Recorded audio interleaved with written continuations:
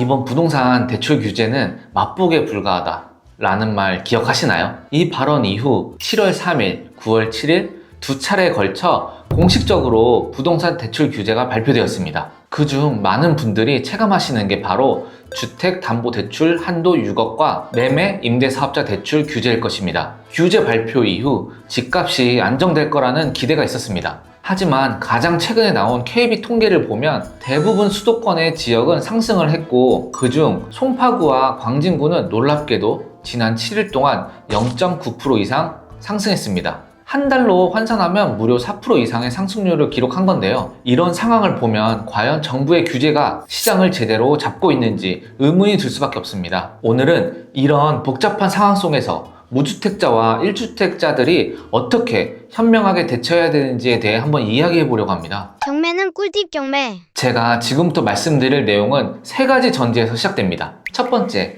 전세 사기로 인한 사람들이 전세를 기피하게 되는 현상인데요. 이건 이미 현실이 됐습니다. 두 번째와 세 번째는 아직 현실이 되진 않았지만 언제든지 바뀔 수 있는 부분입니다. 전세 대출에 DSR을 포함시키고 전세 보증 비율을 낮추는 것인데요. 이번 대책에는 빠졌지만 가능성은 당연히 있습니다. 왜냐하면 우리는 다 들었잖아요. 정부가 이번 규제는 맛보기에 불과하다 했죠. 즉, 방금 말씀드린 DSR이나 보증 비율 하향 조정 같은 카드는 아직 정부의 손에 쥐어져 있습니다. 언제든 꺼내도 전혀 이상하지 않는다는 겁니다. 이렇게 되면 어떻게 될까요?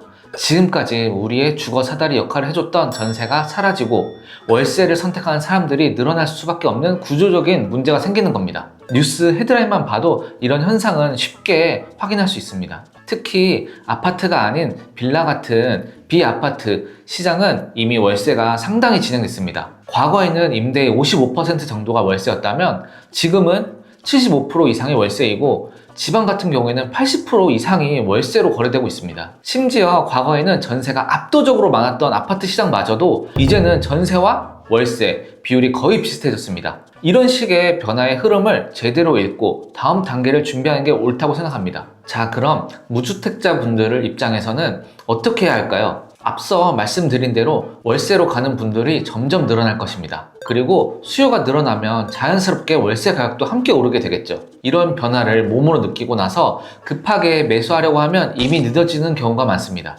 이런 상황을 조금이라도 빨리 캐치하고 내가 대출을 받을 수 있는 서울이나 수도권의 좋은 부동산을 미리 매입해 둔다면 어떨까요? 당연히 가격 상승을 기대해 볼 수 있겠죠. 늦게 뛰어든 분들은 아마 오른 가격을 주고 살 수밖에 없을 겁니다. 그렇다면 구체적으로 어떻게 해야 될까요? 만약 당장 전세 만기가 다가온다면 집을 살 여력이 되는 분들은 매물을 고민하시면 되고, 추후에 상황을 보고 집을 살 계획이 있는 분들이라면 월세가 좋은 선택지가 될 수 있습니다. 왜냐하면 월세로 살면서 시장 분위기를 좀 더 면밀하게 살필 수도 있고, 월세가 전세보다 임대차 계약이 끝나기 전에 새로운 임차인을 맞추고 나가기가 편합니다. 전세 보증금보다 월세 보증금이 더 낮기 때문에 대출이나 이런 것도 상관없이 작은 보증금만 맞으면 나갈 수 있으니까 좀 쉽고, 만약에 수요와 공급 때문에 월세 가격이 오르는 입장이라면 집주인 입장에서도 동의해줄 수밖에 없겠죠. 월세 가격이 오르니까. 그래서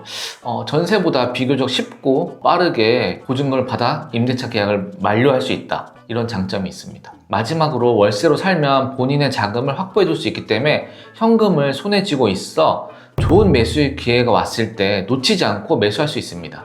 1주택자는 어떻게 해야 될까요? 그렇다고 아무거나 사면 안 되겠죠. 이미 대출 한도가 정해져 있기 때문에 경매를 활용해서 조금 더 좋은 집을 선택하는 것도 좋은 방법입니다. 이때 신축 인프라를 공유할 수 있거나 장기적으로 봐도 가치가 있는 지역을 고르는 게 중요합니다. 앞으로 부동산 시장은 규제, 세제, 금리 이 세 가지가 가장 큰 변수로 작용할 것으로 예상됩니다. 막연하게 공급만 기다리기보다는 수요와 관련된 이런 정책과 변화에 잘 맞춰 대응해야 현명하게 내 집 마련을 할 수 있습니다. 여기서 제 생각을 조금 덧붙이자면 현금 흐름의 중요성에 대해서 한번 생각해 보시면 좋을 것 같습니다. 요즘 부동산 시장을 보면 특정 이슈 때문에 거래가 막히는 경우가 종종 있습니다. 예전처럼 매물이 나오기가 무섭게 팔리는 그런 분위기도 아니잖아요. 거래가 잘 안 되는, 일명 순환이 잘 안 되는 이런 시장입니다.